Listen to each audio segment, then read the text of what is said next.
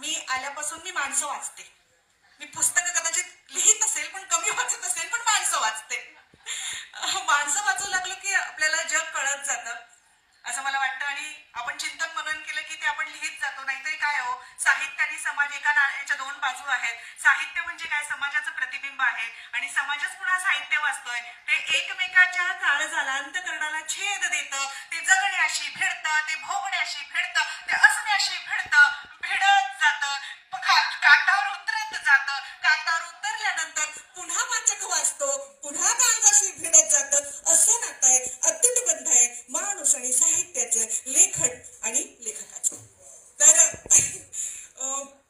मला ज्या माझ्या वैचारिक अंगाने जाणाऱ्या म्हात्रेताई म्हणाल्या की हे ललित जे आहे ते बुद्धिवादी भूमिकेतून लिहिलेलं आहे. तर होय, मी विवेकवादी चळवळीतली कार्यकर्ती आहे, मी विज्ञानवादी आहे.